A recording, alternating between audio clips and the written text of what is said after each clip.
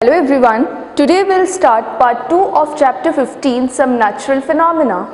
So in this part we'll discuss about earthquakes, that what are earthquakes. So you have seen such pictures in newspaper or on news channels. So this is destructive property caused due to earthquake. So before answering this question, that what is an earthquake, you should first know the structure of earth. Now you have seen the boiled egg, it has so many shells, so many layers. Similarly, our earth is also divided into so many layers, and those layers are crust, mantle, outer core and inner core. Now crust. Imagine our earth to be an apple. So the crust, that means the uppermost layer, it is as thick as an apple's peel. So you can imagine how thin it is. Now, you know that the surface of earth is not even, it is uneven, because you see there are so many high mountains, then there is deep ocean, then you see thick forest, then you see desert. So overall we say that our earth has so many ups and downs. Same, the thickness of crust varies from one place to another place. So the thickness of crust under continent is around 30 kilometers.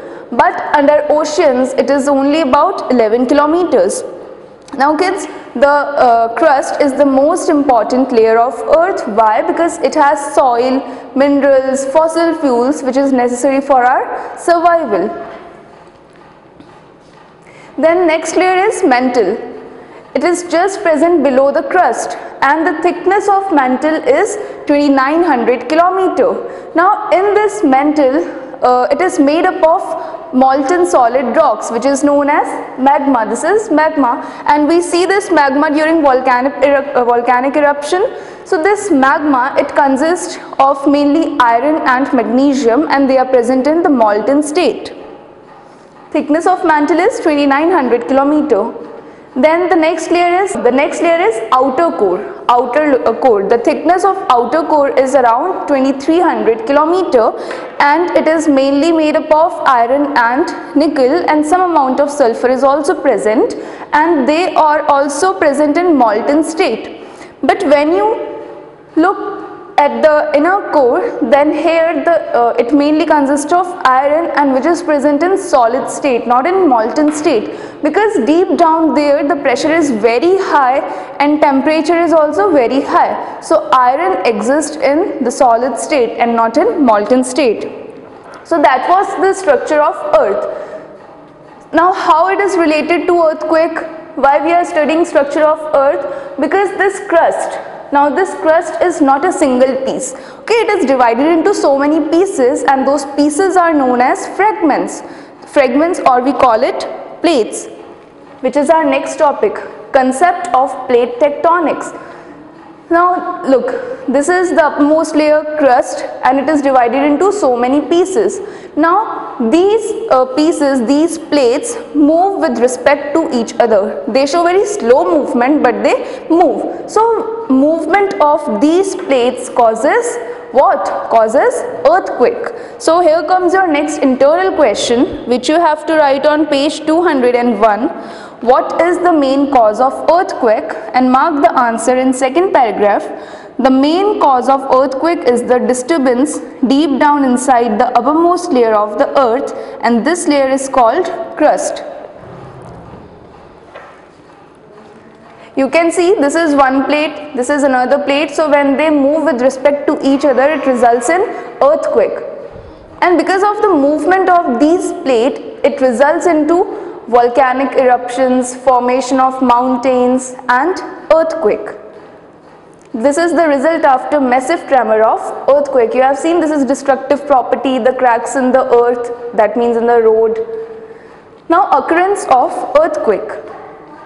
Now we know that because of the movement of plates, earthquake occurs. But what actually happens sometimes, look, these are the plates. Now they are rubbed against each other. So we can say that the boundaries of these plates are very weak. That means the boundaries of these plates are prone to earthquake. So that's why we call these boundaries as the weak zones. What we call it? We call it weak zones, or we call it seismic or fault zones, because earthquakes are more likely to occur there. These are the seismic zones. Now sometimes what happens, they move regularly. Okay, sometimes a situation comes when the plates get interlocked with each other. Now when any substance get interlocked with each other, so it is very difficult to move them. So what happens? Pressure builds up, and when pressure becomes very high, a point comes when the rocks give way. Means initially they are interlocked and pressure is building up, but the pressure is very high, then at that point they move with sudden energy, and that results in the formation of mountain, and it occurs in the that means it leads to earthquake. So the point at which the rocks give way, that point under the earth is known as focus. Okay, and the point which is present vertically above the earth, that point is known as epicenter. Look at this image. Deep down the earth, this is focus where rocks are giving way, but this is the point which is present on the earth. It is vertical to the focus, and that point is known as epicenter. Is this clear? Focus and epicenter. Now because of the movement of these rocks, a wave is generated, and those waves are known as seismic waves. What it is known as? Seismic waves. Now that is our next topic, measurement of seismic waves. How do we measure those waves? The seismic waves are recorded by an instrument called the seismograph or seismometer. Here it is. This is what? This is seismograph or seismometer. Now in this instrument, what you can see a simple pendulum, and a bob is attached to this pendulum. Now this bob has a very little pen which is touching the sheet of paper. Now whenever, that means during earthquake, when earthquake occur, this complete instrument starts vibrating, and along with this instrument, this bob also starts vibrating. Now a pen is connected to this bob, so what happens? This pen starts marking the waves in the sheet of paper, and this sheet of paper is known as seismogram. So what is seismogram? A sheet of paper on which seismic waves are recorded. Now here comes your next internal question. Write on page 203 what is seismogram. The characteristic of the seismic waves are recorded on the screen of a seismograph is called a seismogram. Now this is study of earthquake. Now that sheet of paper, look. This seismogram, this sheet of paper is fixed on a rotating drum. So whenever earthquake occurs, this drum starts rotating, and we get the marking of that seismic waves. Now magnitude of an earthquake. Now you have seen that sometimes earthquakes are very weak, we do not feel that shake. Okay, but sometimes earthquakes are very strong. So how do we measure the magnitude of earthquake? That is by using a scale which is known as Richter scale. So Richter scale measures the magnitude of earthquake. Now the range of Richter scale is from 0 to 10. The magnitude of earthquake is recorded between this range only. We can say that the earthquake with magnitude 0 to 4 are weak. Okay, then 4 to 7 they are moderate, but more than 7, if the magnitude is more than 7, that means earthquakes are very strong and they cause much damage to the lives and property. Now here suppose the earthquake, the range of earthquake is 1. So and on one place the magnitude of earthquake is 1 on Richter scale, and on the another location magnitude of earthquake is 2. So by 1 and 2, what does it mean? That means the earthquake, the intensity of earthquake is double? No, this is not the relation. If on one place earthquake has magnitude 1 and on another it has 2, that means it is 10 times greater, it is 10 times powerful. Okay, so the relation is 10 times, it is not double. If suppose on one place the power is 10, okay, then on the other place the power would be 10 times, that means it will be 100 times powerful. Okay, so the relation is 10 times. The vibrations of the earthquake measuring 6 on the Richter scale would be 30 times more energetic than those measuring 5. Earthquake hazards, the damage caused by earthquake. Destructions due to earthquake of high magnitude. Look, the damage in the property, the building collapse. Here also the cracks on the roads, the bridge get collapsed, buildings, can bridge.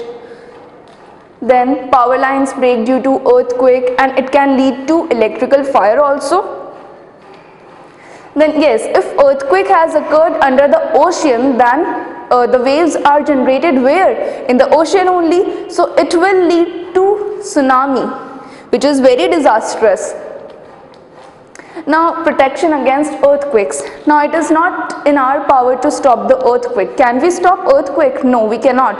But it is under our control to take precautions to minimize the damage caused by earthquake. So, what are the precautions which we can take? Look, if you are inside a building, then protect your head by going under a table and sit in this position. So if anything falls on you, so it will first fall on the table and you will be protected. Or if you are near a tall tree, near a building, near an electrical pole, then run away from those tall objects because it will be dangerous if all these things fall on you. Or if you are inside a car, then do not go out, sit in the car, and if your car is under a bridge or a flyover, then move away from that site. So that was all about earthquake. I hope you understood the chapter well. Thank you.